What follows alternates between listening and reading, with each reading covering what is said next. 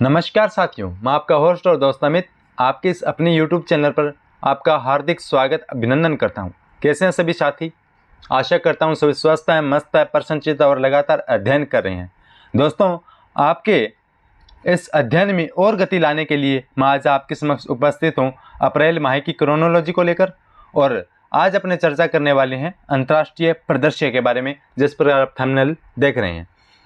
अंतर्राष्ट्रीय परिदृश्य में उन सभी अपने तमाम बिंदुओं को जानेंगे जो अपने परीक्षा की दृष्टि से बेहद इंपॉर्टेंट है, और एक बार अपन सरसरी नज़र उन सभी तमाम बिंदुओं पर डाल लेते हैं, देख लेते हैं कौन सा बिंदु अपने लिए सबसे ज़्यादा महत्वपूर्ण है और उन्हें अपने सारगर्भित रूप से अध्ययन करने वाले हैं। दोस्तों, वर्तमान में यूएनडीपी मानव विकास रैंकिंग 2023-24 जारी की है, जिसमें भारत ने 134वां स्थान अर्जित किया है और वह कितने अंकों के साथ 134वें स्थान पर है, और उन सभी तमाम बिंदुओं को जानेंगे जो परीक्षा की दृष्टि से इंपॉर्टेंट है। प्रधानमंत्री जी मोदी की अभी भूटान यात्रा हुई, उनके बारे में जानेंगे, क्या समझौते हुए, कब इन्होंने भूटान की यात्रा की। ITU अंतर्राष्ट्रीय दूरसंचार संघ ने भारत को डिजिटल इनोवेशन बोर्ड का सह अध्यक्ष नियुक्त किया है, क्योंकि भारत भी डिजिटलीकरण में अपनी अहम भूमिका अदा करता है, और उसी को लेकर ITU ने भारत को डिजिटल इनोवेशन बोर्ड का सह अध्यक्ष नियुक्त किया है। और व्लादिमीर पुतिन जी रूस के लगातार 5वीं बार राष्ट्रपति बने हैं। ये अपने आप में बहुत बड़ी बात है कि रूस के 5वीं बार लगातार राष्ट्रपति रहे हैं कौन? व्लादिमीर पुतिन जी। और इन्होंने 2020 में एक ऐसा संशोधन भी कर दिया अपने संविधान में कि इससे पूर्व 2 बार ही क्या बन सकते थे, राष्ट्रपति बन सकते थे, लेकिन अब 2 बार वाली टर्म को क्या कर दिया है, समाप्त कर दिया है। और ये अब जब तक जीवित हैं तब तक रूस के राष्ट्रपति हैं, इसको लेकर यह लगातार कार्य कर रहे हैं। शहबाज शरीफ भी क्या बन चुके हैं? दूसरी बार पाकिस्तान के प्रधानमंत्री बन चुके हैं। इन सभी तमाम बिंदुओं को अपने सरसरी तौर से देख रहे हैं, लेकिन इन्हें सारगर्भित रूप से भी अध्ययन करने वाले हैं। नेक्स्ट बिंदु देखिए दोस्तों, मनुष्य में सूअर की किडनी का सफल प्रत्यारोपण। मनुष्य के अंदर, मनुष्य की नहीं, सूअर की किडनी का सफल प्रत्यारोपण। कैसा टाइम आ गया! हे प्रभु, हे हरिराम कृष्ण जगन्नाथन प्रेमानंद, ये क्या हुआ? मनुष्य में सूअर की किडनी का सफल प्रत्यारोपण करना जा रहा है, इंसान की क्यों नहीं? टाइम है। नेक्स्ट अपने जानेंगे, दक्षिण कोरिया की प्रजनन दर विश्व में सबसे न्यूनतम रही है, ऐसा 2023 की रिपोर्ट में बतलाया गया है। और यूरोप के हथियार का बिल हुआ दुगना, सिप्री ने रिपोर्ट 2024 जारी की है। सिप्री दोस्तों हथियारों को लेकर रिपोर्ट जारी करता है, और इसी अपनी रिपोर्ट में यूरोप को हथियार बिल हुआ दुगना ऐसा बतलाया गया है, और सभी बिंदुओं को और ज़्यादा विस्तृत रूप से आप भाई जानते हैं। जोश और जुनून बरकरार रखिएगा, क्योंकि दोस्तों अपने टू द पॉइंट चलने वाले हैं, और सारगर्भित रूप से कोई भी फैक्ट अपने से वंचित रहने वाला नहीं है। लगातार आप सेशन से बने रहें, सेशन से अंत तक जुड़े रहें, ज़्यादा समय अपना नहीं लेने वाले, और उन सभी तमाम बिंदुओं को अपने कवर करने वाले हैं। दोस्तों, UNDP ने जिस शीर्षक से अपनी रिपोर्ट को जारी किया वो है मानव विकास सूचकांक 2023-24। जारी कौन करता है? तो दोस्तों UNDP जारी करती है संयुक्त राष्ट्र विकास कार्यक्रम। जारी कब किया गया? तो 13 मार्च 2024 को जारी किया गया। और जो आपको ध्यान में रखना है, वो शीर्ष स्थान किसका रहा? स्विट्जरलैंड का रहा, और निम्नतम स्थान किसका रहा? सोमालिया का रहा। ये अपने लिए इम्पोर्टेंट है, बस इतना ही आपको ध्यान में रखना है। और मैं तो कहता हूं कि आप जितने भी सूचकांक अपनी रिपोर्ट पढ़ते हैं, उसमें भारत का कौन सा स्थान है, राजस्थान का कौन सा स्थान है, एक पेज पर लिख लीजिए, क्योंकि अपने लगातार हर मंथ की क्रोनोलॉजी में अध्ययन करते हैं, और उनमें किसी न किसी रिपोर्ट में अध्ययन करते ही करते हैं। तो सभी जब स्थान एक पेज पर होंगे तो याद करना अपने लिए बहुत आसान होगा, और वरना ऐसे अपने लिए भूल जाएंगे, अपने लिए थोड़ा कठिन होगा याद रखना डेटा को, और डेटा याद रखना अपने आप में एक बड़ी चुनौती है। तो इसलिए आपसे मैं निवेदन करता हूं कि आप सभी एक जो फैक्ट है एक पृष्ठ पर सभी को अंकित कर लीजिएगा। तो UNDP में मानव विकास रैंकिंग जो है उसमें भारत का कौन सा स्थान रहा है? तो 134वां स्थान रहा है, और पहले स्थान पर है स्विट्जरलैंड, दूसरे स्थान पर कौन है? नॉर्वे है, ना कि सोमालिया है। निम्नतम स्थान पर सोमालिया, ये आपको ध्यान में रखना है। तो दोस्तों UNDP के जो विषय था जो मानव विकास रिपोर्ट का विषय था वो है गतिरोध तोड़ना एक ध्रुवीकृत दुनिया में सहयोग की पुनर्कल्पना को लेकर इन्होंने अपनी रिपोर्ट जारी की है। और इस रिपोर्ट में कितने देशों का अध्ययन हुआ है, तो दोस्तों 193 देशों का कुल अध्ययन किया गया है। और उसमें सबसे शीर्ष स्थान पर है वो कौन है, स्विट्जरलैंड है। सबसे निम्न स्थान पर कौन है, तो सोमालिया है। और दूसरे स्थान पर है वो नॉर्वे है। और तीसरे स्थान पर आइसलैंड है। तो ये अपने को ध्यान में रखना है। और सबसे जो निम्न स्थान है वो सोमालिया का है। उस 192वें स्थान पर है दक्षिणी सूडान और 191वें स्थान पर है केंद्रीय अफ्रीकी राज्य। दोस्तों जो ये मानव विकास सूचकांक रिपोर्ट है ये 3 पहलुओं लेकर पर आधारित होती है और इन 3 पहलुओं का आकलन कर इस रिपोर्ट में स्थान दिया जाता है। दोस्तों इसमें जो आकलन किया जाता है वो स्वास्थ्य किया जाता है, शिक्षा का किया जाता है और रहन सहन का किया जाता है।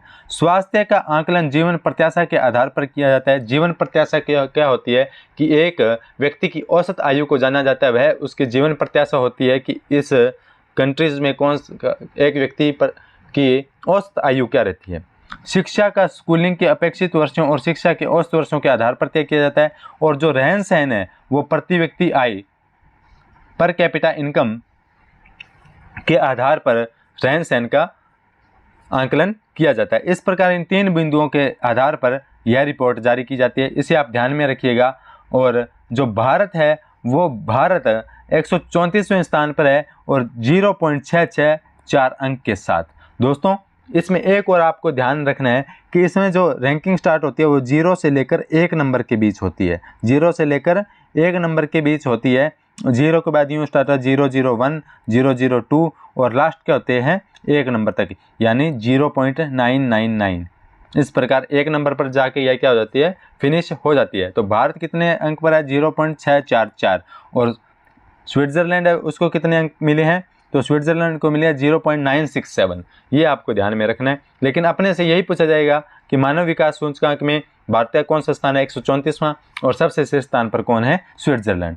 इसके अलावा अपने को ध्यान में रखने का कोई ज़्यादा ज़रूरत नहीं है। लेकिन जब पढ़ते हैं तब सारा कुछ पढ़ना पड़ता है। लेकिन मैं कोशिश यही करता हूँ कि अपने टू द पॉइंट पढ़े, लेकिन जो बताता हूँ उस पर आप स्टार मार्क कर लीजिएगा। और लैंगिक असमानता की बात करें तो लैंगिक असमानता में भारत कौन सा स्थान है, 108वें स्थान पर है। तो दोस्तों ये था मानव विकास सूचकांक रिपोर्ट। इसके बारे में हम तमाम बिंदुओं को जान चुके हैं। और अगर बात करें जीवन प्रत्याशा की तो 2022 में 67.7 वर्ष रही है। और प्रति व्यक्ति आय बढ़कर कितनी हो गई है, 5,75,000 प्रति व्यक्ति आय हो गई है। ये ऐसा मानव विकास सूचकांक की रिपोर्ट में आया है। प्रधानमंत्री नरेंद्र मोदी जी ने अभी भूटान की यात्रा की, कब की दोस्तों, तो ये 22 से 23 मार्च 2024 को की। और जिग्मे खेसर नामग्याल वांगचुक भूटान के राजा महामहिम उनसे मिले और प्रधानमंत्री शेरिंग तोब्गे से मिले, इनसे मुलाकात हुई और विभिन्न मुद्दों के लेकर उनसे आपसी समझौते भी हुए, वो अपने पढ़ने वाले हैं। और प्रधानमंत्री जी ने भूटान यात्रा के दौरान थिम्पू में यह भूटान की क्या है, राजधानी, यह आप कमेंट बॉक्स के माध्यम से बताना कि भूटान की राजधानी है क्या, थिम्पू। वहाँ पर एक हॉस्पिटल का उद्घाटन किया, ग्यालत्सुएन जेसुन पेम्मा मातृ एवं शिशु अस्पताल। कौन से, ग्यालत्सुएन जेसुन पेम्मा मातृ एवं शिशु अस्पताल का इन्होंने क्या किया, उद्घाटन भी किया। ये थी प्रधानमंत्री जी की भूटान यात्रा। इसके बाद अपने जानते हैं ITU। क्या है ITU, अंतर्राष्ट्रीय दूरसंचार संघ। भारत लगातार क्या कर रहा है, डिजिटल क्षेत्र में अपना वर्क कर रहा है, अहम भूमिका अदा कर रहा है और डिजिटल को निरंतर बढ़ावा दे रहा है। और अपने देख रहे हैं कि कोरोना के बाद तो कितना डिजिटलीकरण हो गया है, सब कुछ डिजिटल है। और इसी उत्साह को और जोश और जुनून को लेकर और लगातार भारत की प्रगति को लेकर क्या है, ITU ने, अंतर्राष्ट्रीय दूरसंचार संघ ने एक निर्णय लिया है कि भारत को क्या बनाया जाए, डिजिटल इनोवेशन बोर्ड का सह अध्यक्ष नियुक्त किया जाए। तो दूरसंचार विभाग के सचिव अपने कौन है, डॉक्टर नीरज मित्तल जी को सर्वसम्मति से अंतर्राष्ट्रीय दूरसंचार संघ ने डिजिटल इनोवेशन बोर्ड के सह अध्यक्ष के रूप में चुना है। अब डिजिटल इनोवेशन यानी दूरसंचार संघ है क्या, इसके बारे में पंजार से लेते हैं। नवाचार के क्षेत्र में ITU की सदस्य के महत्वपूर्ण अधूरी आवश्यकताओं को पूरा करने के लिए डिजिटल विकास हेतु नवाचार उद्यमिता गठबंधन शुरू की है। जैसा कि विश्व में दूरसंचार विकास सम्मेलन 2022 में अपनाई गई किगाली कार्य योजना और ITU ने पूर्णाधिकार सम्मेलन 2022 से के परिणाम में व्यक्त किया था। गठबंधन के 3 मुख्य माध्यम है डिजिटल ट्रांसफॉर्मेशन लैब, नेटवर्क त्वरण केंद्र और डिजिटल इनोवेशन बोर्ड। तो इस प्रकार दोस्तों अपने को जो ध्यान में रखना है वो ये रखना है कि ITU ने भारत को डिजिटल इनोवेशन का सह अध्यक्ष नियुक्त किया है। व्लादिमीर पुतिन लगातार 5वीं बार रूस के राष्ट्रपति निर्वाचित हुए, जिसकी चर्चा अपन कर चुके हैं। और इनके जो विशेष है पुतिन जी के बारे में वो अपन जान लेते हैं। पुतिन जी का जन्म 7 अक्टूबर 1952 को हुआ और ये अपने लिए कोई इम्पोर्टेंट नहीं है बस, लेकिन अपने को ध्यान में रहना चाहिए कि इन्होंने, जैसा कि मैंने आपको बताया कि रूस के संविधान में था कि 2 बार से अधिक राष्ट्रपति नहीं बन सकते, लेकिन इन्होंने 2020 में क्या कर दिया, संविधान में संशोधन कर दिया और जो 2 टर्म थी राष्ट्रपति रहने की सीमा को इन्होंने समाप्त कर दिया और जब तक मरेंगे नहीं तब तक राष्ट्रपति की कुर्सी नहीं छोड़ेंगे, ऐसा ही इन्होंने दावा करते हुए, ऐसा दावा नहीं किया लेकिन मैं आपको याद रखने के साथ बता रहा हूँ। कहे गए शब्दों को अन्यथा न लें, ये एक धारावाहिक जो शब्द हैं ये काल्पनिक हैं, ये ओनली फॉर याद कराने के मकसद से बोले जा रहे हैं, आप इन्हें अन्यथा न लें और याद कीजिएगा कि अपने परीक्षा में आए। शहबाज शरीफ दूसरी बार पाकिस्तान के प्रधानमंत्री बने, ये अपने को ध्यान में रखना है। अभी आम चुनाव हुए थे 8 फरवरी 2024 को और उसमें पाकिस्तान को किसी भी पार्टी को पूर्ण बहुमत नहीं मिला। इन्होंने गठबंधन करके सरकार बनाई है और शहबाज शरीफ इसमें क्या हुए हैं, गठबंधन की सरकार बनाने में सफल हुए हैं और दूसरी बार प्रधानमंत्री बने हैं और तमाम जो सूचनाएं वो अपने पढ़ लेते हैं। चुनावों में धांधली के आरोपों के बीच PML नेता शहबाज शरीफ पाकिस्तान के 33वें प्रधानमंत्री बने हैं। शहबाज शरीफ राष्ट्रपति भवन ऐवान सदर में प्रधानमंत्री पद की शपथ 4 मार्च 2024 को ग्रहण की। चुनाव होने से पहले शहबाज अप्रैल 2022 से अगस्त 2023 तक गठबंधन सरकार में प्रधानमंत्री रहे थे और इससे पहले नवनिर्वाचित पाकिस्तानी संसद में पाकिस्तान मुस्लिम लीग नवाज PMLN और पाकिस्तान पीपुल्स पार्टी के संयुक्त उम्मीदवार शहबाज शरीफ ने 336 सदस्यीय सदन में 201 वोट प्राप्त किए थे।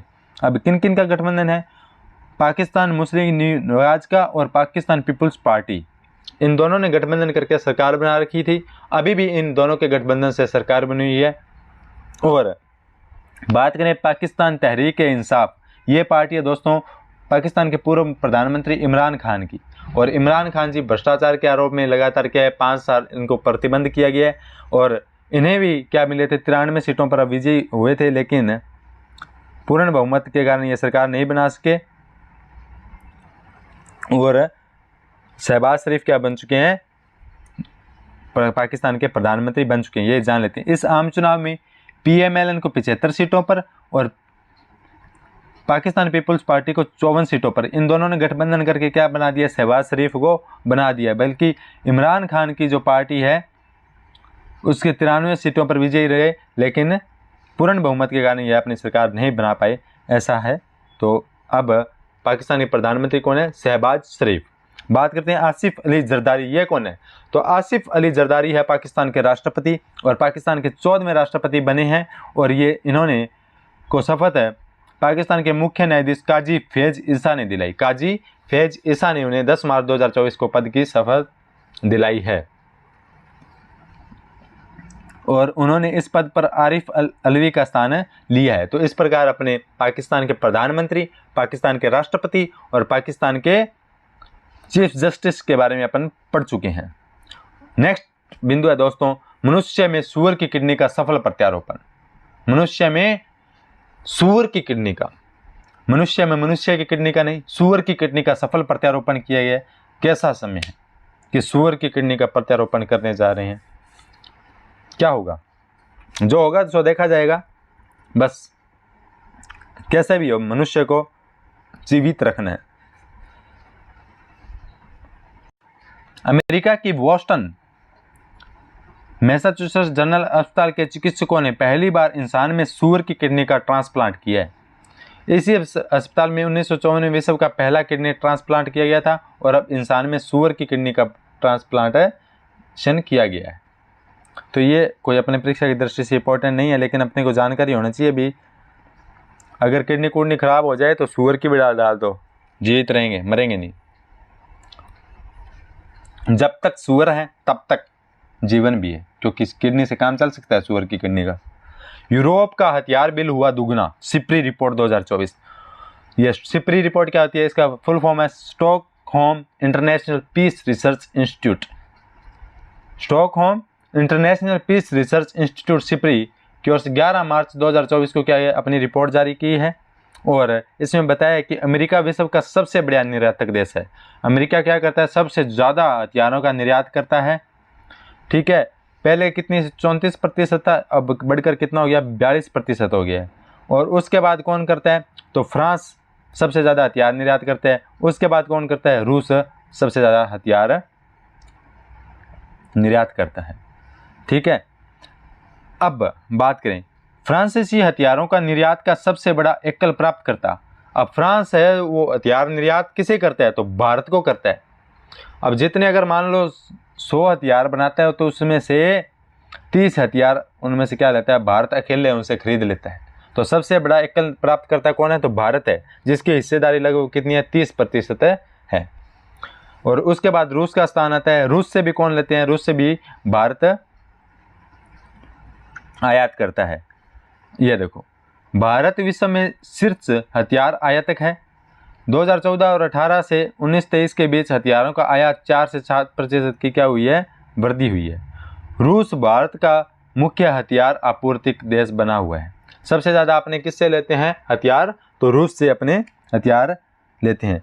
कितना? उसके हथियार आयात के 36% हिस्से के साथ अपने जितना भी वो हथियार निर्यात करता है उसमें 36% भारत रूस से अपने हथियार मंगवाता है।